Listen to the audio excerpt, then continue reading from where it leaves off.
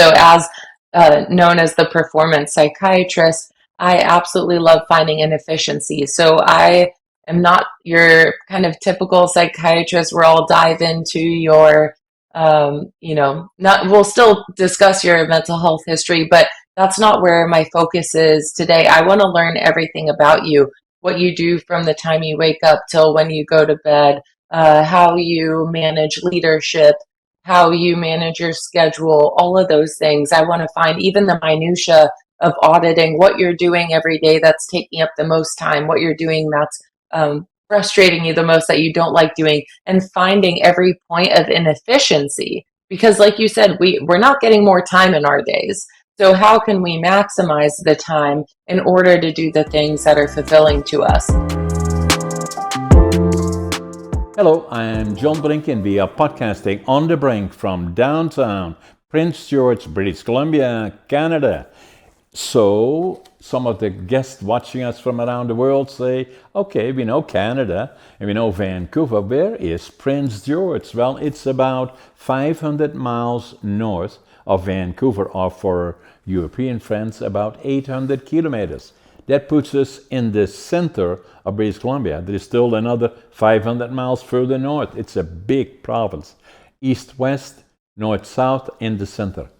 And so the part that I love about British Columbia and the US Northwest is that all the forest, all the nature, and all the other things that we have in the continent Northwest is amazing. So here in Prince George, we can see deer, we see foxes, we see black bears, we see grizzlies, not too close, but and all of those on a virtually daily basis.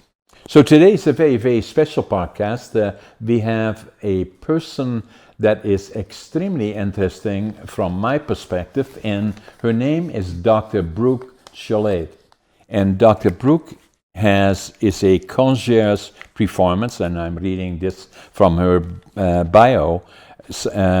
Wants psychiatry for professionals, athletes, and their families, and specializes in that area in particular, which is really unique, and in particular as it relates to people that are in stress situations, CEOs, their families, and also individuals, and I fit into that category, that are ADHD. And it's very interesting to me because I'm a classic case. So, can I call you Brooke? Yes, please do.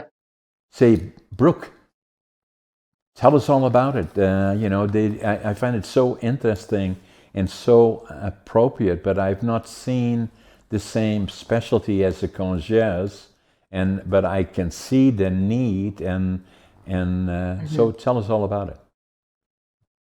Well, thank you so much for having me on today. I'm really excited to be here.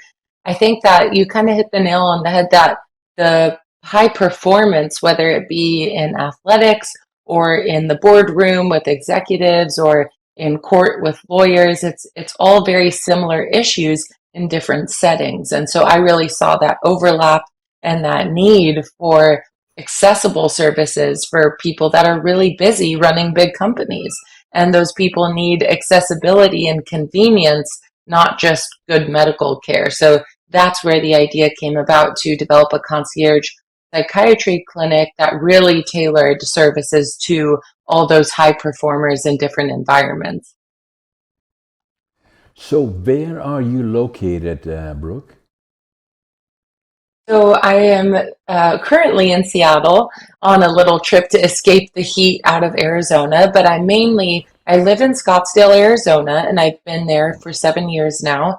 And I have a clinic in Scottsdale, and then I have a different clinic in Beverly Hills and San Diego.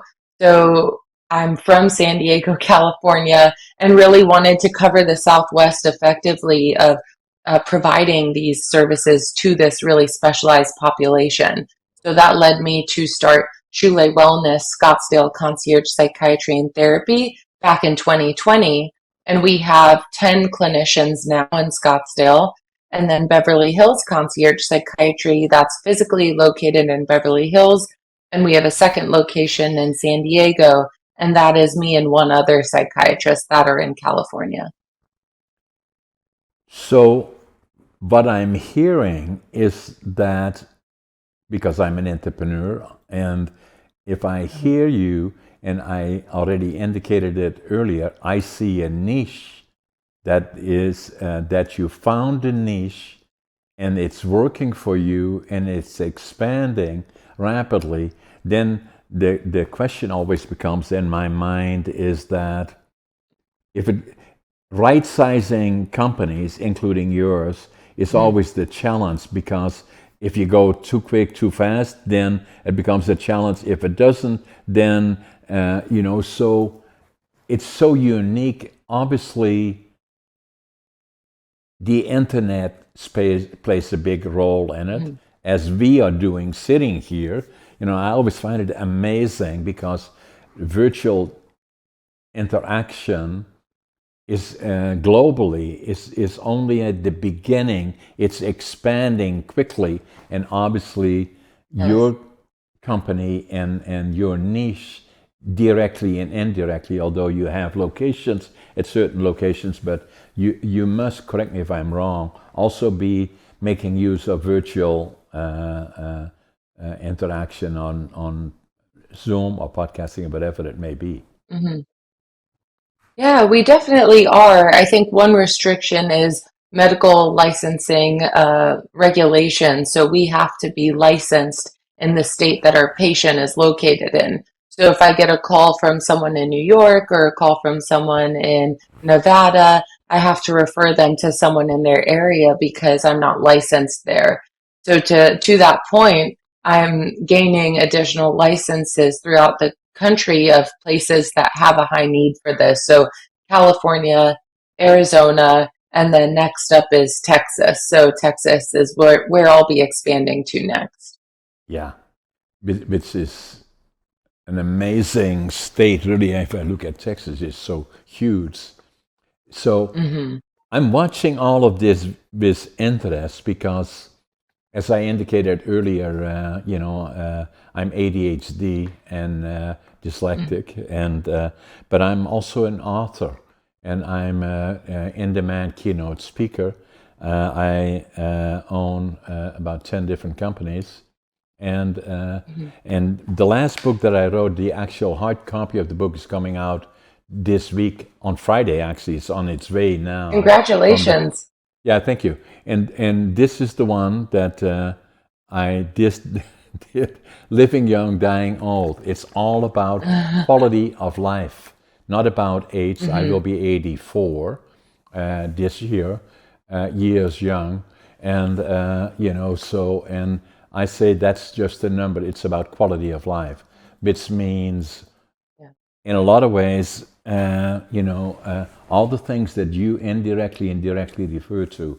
So what is important is, the sunshine is important, sleep is important, diet is important, exercise is important, and mentally, the how that all interacts is also critically important.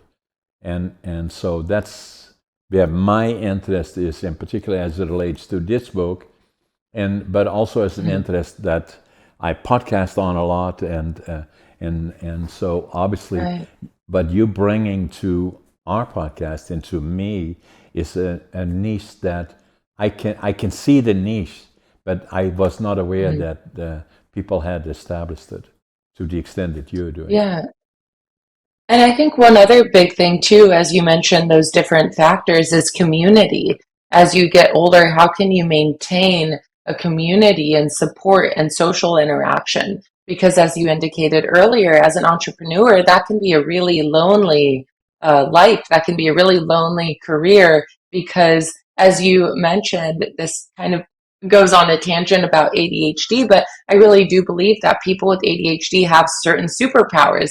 They are able to in and focus on what they're interested in. And if you're lucky to be one of those people that the focus and passion and interest is work or your career, then you've really got a skill set that's really unique to you. And so as you build that, it can be very easy to get hyper focused on the task in front of you rather than looking at the positive impact that your community around you can have, not only just from a social emotional standpoint, but to help with learning and help you build your businesses and whatever it is that you're working on. So I think we can't lose sight of the importance of community around us. I agree, Brooke, and I love it. That is so. And I say a lot of times, being a successful entrepreneur in combination with ADHD is the superpower. So a lot of people say to me, "How do you do all the things that you're doing?" I say it's ADHD.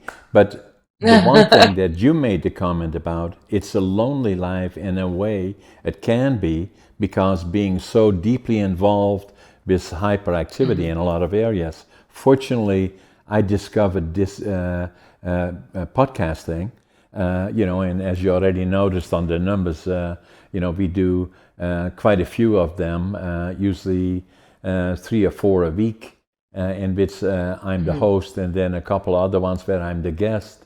So that gives me, and that's another part that I'm sure you will realize, that creates an amazing amount of interaction, and it's only growing as we speak, because as you and me are sitting here interacting, we already know that around the world there is probably tens of thousands of people watching us in this conversation, which is amazing. And as I said, we, as you likely have been on podcasting or doing podcasting, the whole world is connected. May it be different areas of Europe, Eastern Europe, Western Europe, or Asia, or Australia, and on and on and on and on. And so that has become a form of, correct me if I'm wrong from your professional perspective, a form of social interaction. It is completely. And that's what I talk to people about is finding what works for you because people running companies of over 400 employees, when I tell them they need community and social interaction, they're like, I don't even have time to spend time with my family. How am I going to find that? And so scheduling it into your day in a way which is consistent and stable and sustainable is key. And you've found that for yourself, which is the podcasting, where you're able to connect with people from around the world, have conversations like this, but in a way that fits into your daily schedule, which is through a really kind of dedicated time slot for it. So you're getting the social interaction, you're getting that sense of community, but in a very predictable manner, which is what a lot of successful entrepreneurs are craving is predictability and consistency. Right. And then the other part that I do, and I'll tell you a little bit more about it, but this one was my 4th book. And I'm working also on my 5th and 6th book, which Wow. indirectly is also a form of social interacting, because that's kind of what I look at as social interacting. And then, I'm also a keynote speaker, but a lot of times that has been a little bit replaced by podcasting, because every time I do a keynote presentation, and I go to the States or other areas, it usually takes me a day and a half, 2 days to get there. And by the time I get back, and I may have Yeah. a very good audience of a number of hundreds of people, but nothing even close to what I can do on podcasting. Right. And it's striking that balance between you feeling that reciprocity versus you giving out to the world, right? And so with keynote speaking and with podcasting, in a way, we're socially interacting now and having a conversation, but with keynote speaking, especially, you're going out and you're giving, right? Yeah. So at the end of the day, what activities are you doing in your life to receive and connect? And you could say that's the podcasting. You could say that's, different dinners with friends. But I think it's important that we find ways not only to give and to share our knowledge, but also to have reciprocity in our interactions too.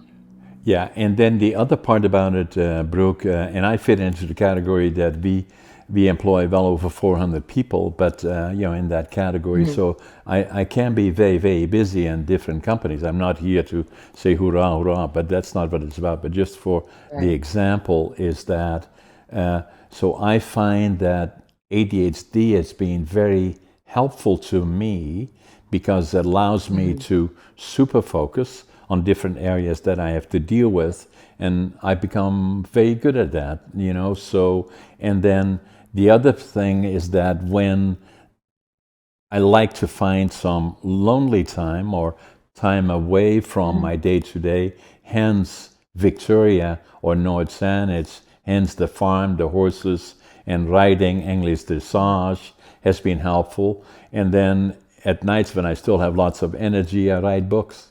So that is that is also a form of, to me, interacting. So And it's nice that you found that balance and you find what works for you because oftentimes people get stuck in feeling burned out, whether it be an athlete or an executive, and they just are getting through the day and they feel like their schedule is in charge of them. And that even though they've worked all this time to become an entrepreneur and run a company, that they feel like they have no control over their daily schedule. And I think taking that time to stop and pause and reflect and reconstruct your daily life to be what you want it to be is essential. So I'm wondering, with your client base, how do you reach your potential clients? This is one way of it, but also on your day to day, is it by being on the internet or by how do you reach your client base? Yeah, I think for me, it's a lot of local community work, and I do a lot of community building. I run a group called Scottsdale Professionals Collective, which is a community networking group of doctors and attorneys. And I find through just genuinely being interested in getting to know other people, and I'm just genuinely passionate about how can I help the person in front of me and being authentic, just through that, I'm able to build a client base because people really understand that I care about them and I'm eager to help rather than finding ways others can help me. Right. And that then may well involve individuals saying, for an example, I gave you already a background of who I am. Over 400, Mhm. that fits in that category. Many companies, and then running usually at 120%. There's always lots of stuff. Yeah. I usually get up at 5:30 in the morning. I always think I'm late, and I always make my bed. And then I'm usually, even now, still at 84. I work probably harder than anybody because by the time I Mhm. usually get home, it's usually my average day is 12 hours, 13 hours, and then Yeah. I try to get 7 to 8 hours sleep, 8.5, where Mhm. possible, because I think that's very important. Hence the book, saying that Right. how can I do all of this, or what do I do, as an example, Mhm. and it's about diet, it's about fitness, and those kind of things, Mhm. But to balance it all is being very, very important. I didn't always do that, and it Mhm. took me quite a while before I got that correct. But burnout has always been, and then there Mhm. are other pressures that involve, looking back to my life, where there was a period that I was probably drinking more than I should have. That was good for me. And Yeah. then I probably didn't pay as much attention to the family. That has been hard at Mhm. times. All of that is part of entrepreneurship. Is a lot of people think that successful entrepreneurs, or that appear to be successful, spend most Mhm. of their time bringing money to the bank and planning holidays. I said, contraire. Mhm. That's not what it is. It is the opposite in Right. a lot of cases, going from crisis to crisis and saying how do you Mhm. manage it all and build teams, because you can't do it alone. and and Yeah. then hopefully that the economy and whatever part of the economy you're pursuing stays alive and afloat and going through all the ups and downs, Right. and that sort of thing. It's is what do and what you are indicating is as a concierge, that means more than the individual, but also the things around the individual that may be their private lives as well as their Hmm. corporate lives, or how can I, my question would be if I was a client, then saying, Hmm. Brooke, what do I do? Because I'm they need me 120%. I don't have room for this pressure on the family side. Right.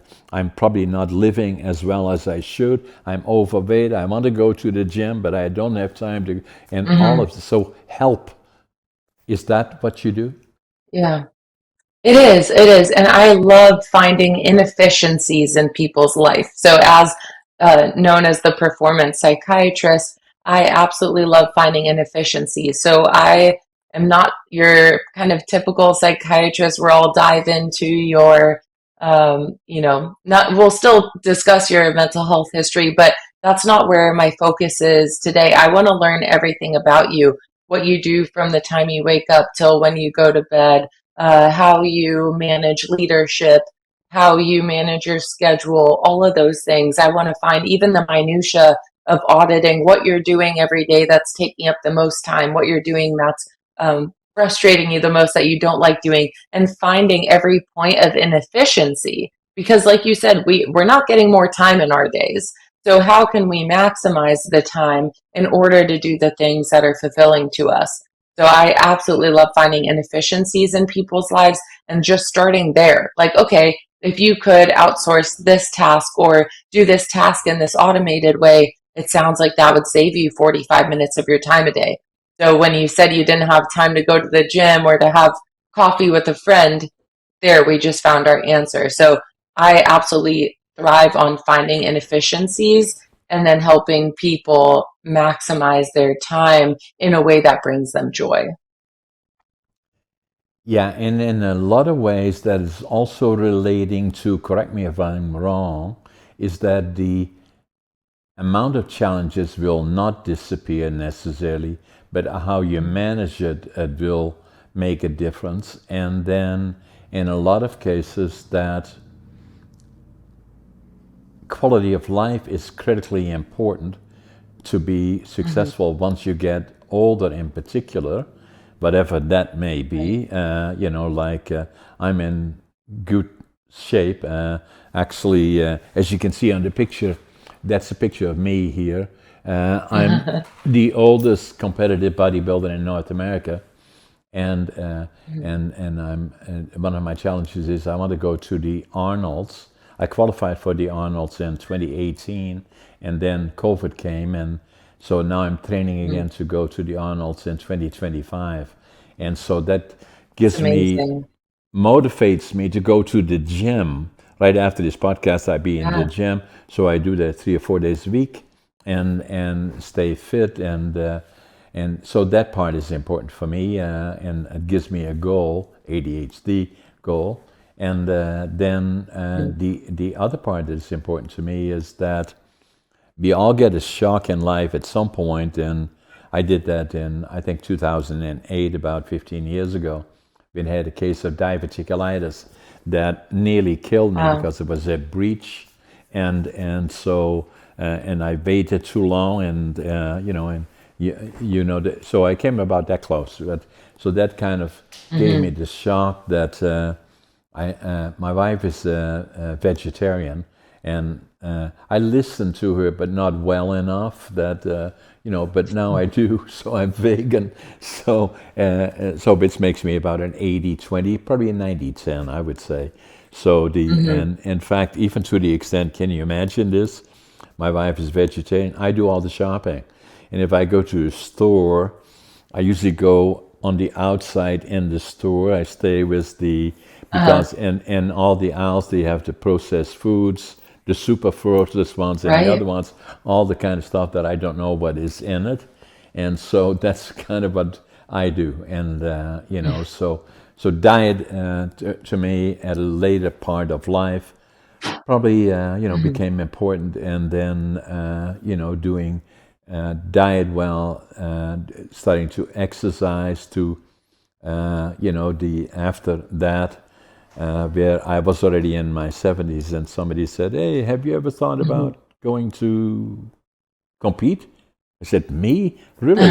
So, and I did then, and subsequently, so physically healthy, and then, going to, and diet is important. Sleep to me, I know is important, and you make references to that in your bio as Mhm. well, and so that at least 7 to 8 hours. I like to put sleep 8 hours a night, and then finding that by doing all the other things that I'm doing, including podcasting and writing on Mhm. the weekends in particular, and then being ADHD, if I do it well, I can be very, very productive, especially when I focus.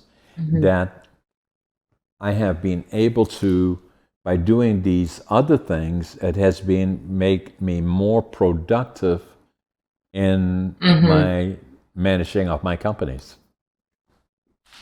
It's incredible how it all kind of comes together. And a lot of people think that if I just spend more time at work, if I'm just in the office, then I can do more.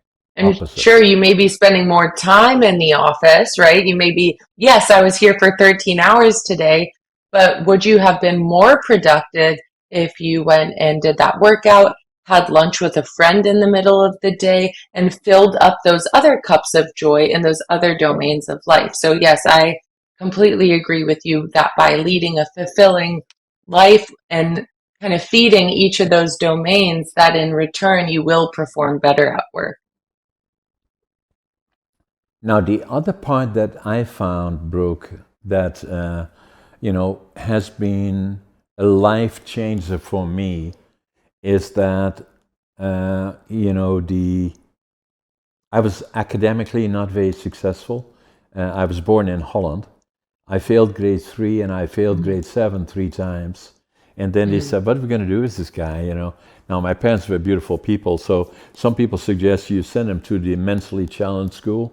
And so, fortunately, they didn't do that. So they said, "No, he has to find a career or a job where he can use his hands." And so Mhm. and my dad was affiliated with lumber. So they said, well, and my grandfather was a master carpenter. So they said, maybe send him to a furniture factory. And so that, so maybe he can become a furniture maker. So they did that.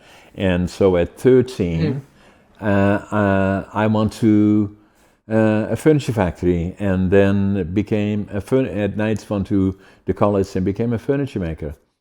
And then I did that for a number of years, and then in Mhm. Holland I was drafted into the Dutch Air Force for 2 years. And then the other dream that I had is, so the dream that I got there, at some point I wanted to start my own company, my own lumber company. Mhm. And then, we were, as you know, I was born in 1940. We were invaded by the German army in early 1940, and things were pretty rough. And I still remember a lot of stuff from the war, saw far too much that we should not Mhm. have seen, and were liberated by the Canadian Army April the 12th, 1945. And I always knew, I was so impressed by them that I would go, Mhm. once I grew up, I would go to the land of my heroes, Canada. And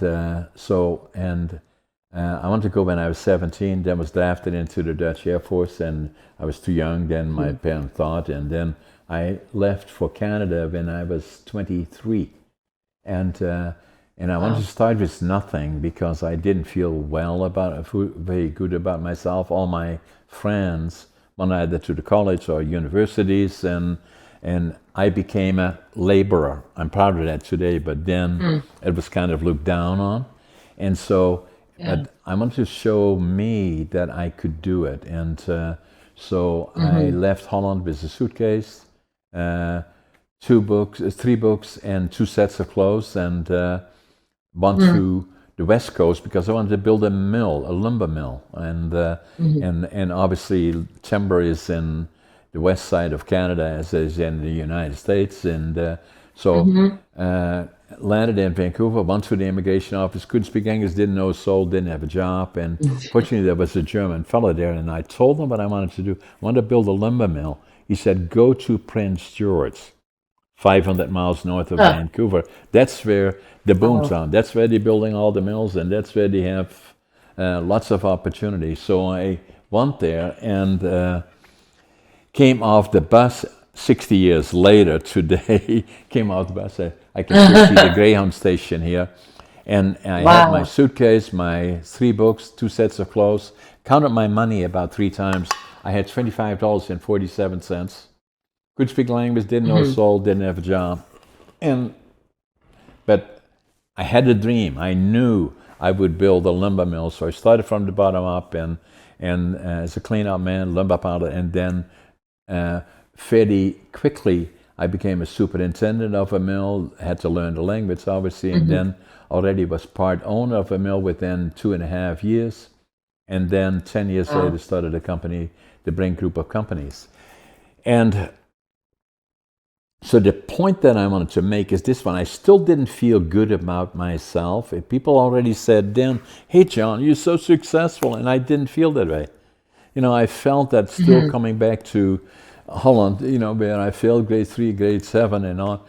So I still was in the process of proving to me that I could do it. Mm-hmm. And then something happened that virtually changed my life as well, is that after I was here already for 32 years, already had numerous companies, I walked into a Mm-hmm. store and I found a book.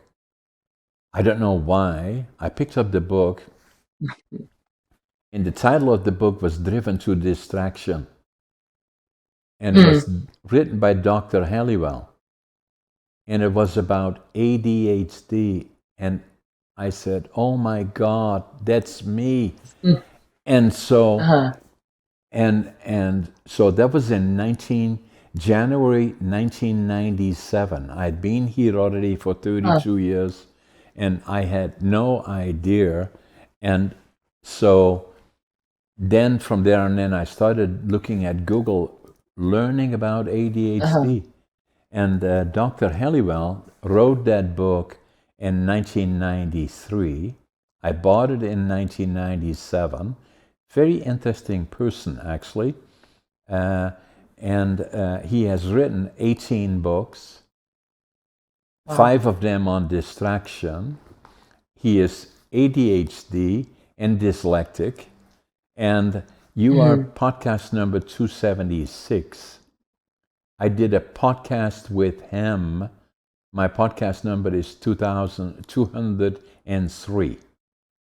And so, Right. where I started interacting with him, and I always thought that ADHD, maybe 8% of the population, Mm-hmm. ADHD.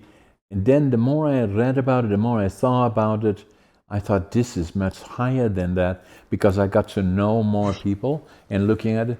And Yeah. so when I had my discussion with Dr. Halliwell, I mentioned to him that's, in my opinion, he's the specialist, not me, that I thought it was probably 20%. And he said, no, John, more than Mm-hmm. 25%. I said, Oh. interesting. The other thought part that I thought was interesting with Dr. Halliwell, that I believe, and from all the things and being in business, being involved with associations and getting to know a lot of senior people in large companies and boards of directors that I was part of, that I thought, I mentioned to Dr. Halliwell, that I believed of the entrepreneurs, successful entrepreneurs or Mm-hmm. CEOs of companies, probably 50% in my mind are ADHD. He said to me, no, John, more than 75%. I agree with him. And so it kind of changed my life when only Hmm. then, after nearly 50 years, coming from, leaving school at 13, failing grade Hmm. 3 7 times, and then uh, always kind of thinking, why am I different? Why is it that the Hmm. others one can do that and I can't? And it took me Right. till that time until it clicked. And even when I bought the book, Driven to Distraction, I wrote in the book in Dutch. Now I finally know who I am. And it took me Mm. 5 years before I would go to my doc. There was a personal friend, delivered our two daughters, and I already by then was 72 years old. And I went into his office, and he said, Hmm. "Hey, John, why are you here?" I said, "I think I got ADHD." And so we looked at, yeah, Hmm. I do. So, but Wow. from that point forward, it changed my life in terms of I started to become an author. I became much more public in terms of speaking Hmm. and giving Yeah. presentations. But up to that point, I couldn't. Hmm. I could not even interact well with people in my company, but outside of it, I couldn't.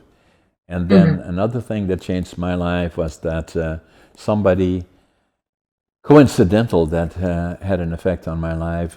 My ex sister in law actually dragged me to an organization called Toastmasters. Mm.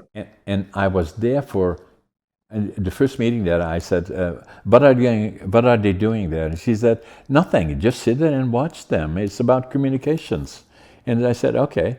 So, but nobody's going to ask me. He's like, no, no, no. And Hmm. halfway through the meeting, somebody stood up and said, hey, John, tell us all about it. And I said, oh my God, I'll never go back here. But I did stay there for 10 years. Came to the highest level in Toastmaster. Is a distinguished Toastmaster, a DTM, and very proud of Hmm. that. And again, even that element changed my life. And obviously now I'm well beyond that, but it took Hmm. me to my latter part of life until I started to become even more successful in business, more successful in terms of being a keynote speaker, then obviously an author, Hmm. and then obviously a podcaster. And I think your story goes to show that it's never too late to work on yourself and to try and be better and to try and understand yourself better. And a lot of people, I'll hear them say like, well, there's no point in trying now. And I'm like, you're only in your 40s. Like you have plenty of time to work on self-improvement. So I think your story, yeah, and the book that you wrote really goes to show that there's never a time better than the present to work on ourselves, to better understand ourselves, because not only will it help us to feel better, but it might help us to actually perform better in life too. And you're absolutely right, Brooke. And you already will have noticed if it were not Mhm. for pure coincidences that I've Mhm. always had ADHD. I was born ADHD. I believe that. I'm not a Yeah. doc or a psychiatrist, but I believe that that's me. And so that Mhm. the war years had an effect on me, obviously. PTSD, the inner child, had an Mhm. effect. Then, failing grade 3, failing grade 7 Mhm. were not easy. And then saying, Mhm. what are we going to do with this guy? And so Right. I had to then prove to me that I could do it on my own, start with nothing, go to Canada. I couldn't speak the Mhm. language, didn't know soul, didn't have a job, but I always knew I would be successful and I would build my lumber mill. I did that already Mhm. and many times. But the point that I'm making is that even finding Dr. Halliwell's book, Driven to Distraction, had an immense impact on my life, coincidentally. Mhm. And then having my ex sister in law drag me to Toastmasters, coincidentally, Mhm. pure by quirk. I look back, Brooke, and to the 50 years that from the time that I was 13 to the time that I was 62 or 63, I had no idea Mhm. as to, I was still struggling with who am I? And I believe Mhm. that's why but got my, and through pure coincidence, I found a book, The Pure Coincidence. My sister-in-law dragged me to virtually. I was the worst example of somebody going to, I've seen hundreds of people going to Toastmasters. The fear of public speaking, I've seen hundreds of them, but never one that was as fearful as me. Never. And so so the point that I'm making is that I was lucky, although it took me 50 years to get there, to and wondering about me from the time I was 13, leaving grade 7, and then going to Canada, finding that book, when I was already 62. It took me 50 years to find that, and saying that that's why I believe, that's why I wrote the book about it, because I think there's still this stigma around it, and that is extremely unfortunate.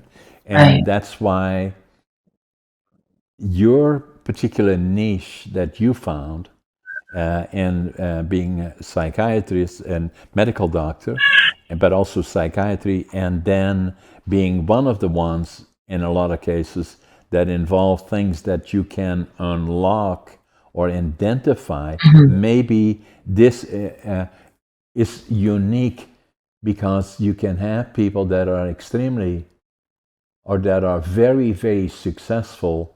ADHD is being one example, but there is others, other affected by PTSD, a trauma of some sort or another, Sure. that are that need to get unlocked, that allow them then to go that other direction.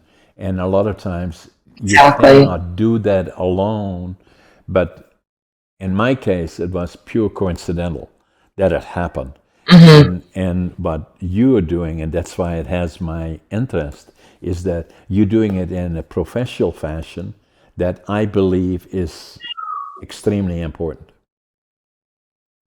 Thank you. Yeah, and it does take someone else that's objective and doesn't know you and your family and your work life to really come in and do an assessment and get a deep understanding, as you mentioned, of the things from your past that are maybe influencing how you act and interact with people today. And through that self discovery, you can really identify ways to be a better leader, be a better partner, whether it be at work or at home, and find ways just to be better in life. And I truly think that through self reflection and identifying past maladaptive behaviors or cognitive thought processes, it will allow you to perform better and have better professional success because of it. Yeah, and then your specialty, you are qualified because of your background. You're a medical doctor, Mm-hmm. psychiatry, and all the other things. The thing that worries me Mm-hmm. a bit, Brooke, is that from a person that has gone through this, lived it, is that, but and Mm-hmm. obviously has an interest in it far beyond what the average individual would have, because it affected me, has affected me. I know it is something that I watch all the time, write about it, speak about it, is Mm-hmm. that the system has not been helpful in a number of ways, and I'm not saying that to be critical, but both, in Mm-hmm. particular in Canada, and I would think maybe also in other places like Europe and the United States potentially, but Canada, that I know in particular, is that the traditional teaching system is Mm-hmm. not helpful in a lot of ways to those that have challenges, whatever they may be, Right. including ADHD and others, that it is being too easily set aside as somebody that sits in the back of the class, being too, I've been called everything that from dumb to stupid and all the other kind of things, and that is unfortunate. I don't think that we're quite there now still, but still, I think we can do more in our learning system that, we have needs review, and maybe I'm scared to say AI. I'm not scared of AI. I think it may well be helpful in the new system around education, potentially. Hmm. And then the other part about it is that, as you already mentioned, is that here by us we have universal healthcare, that Hmm. private healthcare uh, is not encouraged, is discouraged by the system. Hmm. That's, in my opinion, not helpful. Although universality is very good in emergencies and in difficult Right. situations, but not in terms of being proactive and preemptive, and including, Hmm. and I believe that to a certain extent has to be changed as well. Here in Canada, we're in desperate need of medical doctors, but also not just medical doctors, to go further in preempting and and looking at quality of life, and that includes Right. mentally, physically. All those other things are not readily available, and a lot of times it is Hmm. because that you see people with a medical background, may they be medical doctors or Hmm. naturopathic doctors, are not allowed to go in that field because then it will affect their status. So it is discouraged. We have to get through that and around that, in my opinion, because there is clearly a demand for that, and you have discovered that in your niche. But I see that here in Canada as well, and it's something Hmm. certainly in my mind and my attention, for precisely the reason that if you look at my background and where I am today, and that's why I'm writing the books about it, living young, dying old, about ADHD, Hmm. and all of those sort of things. Hmm. Yeah, it's incredibly important to be preventative, like you said, in the approach. You can't just tackle a problem once it's come up, but if you can work ahead of time while things are good to prevent the escalation of certain issues or work on certain communication styles, you can hopefully prevent some of those more problematic instances and circumstances at work or at home from occurring. And so I'm a big believer in learning these skills while there is no problem, so that when a problem arises, it doesn't become a crisis. You can approach it with the tools that you've learned and then be able to move forward effectively. Yeah. So and then the other thing that I know, as males are not always the easiest one to admit that there may Hmm. be issues that where they need counseling.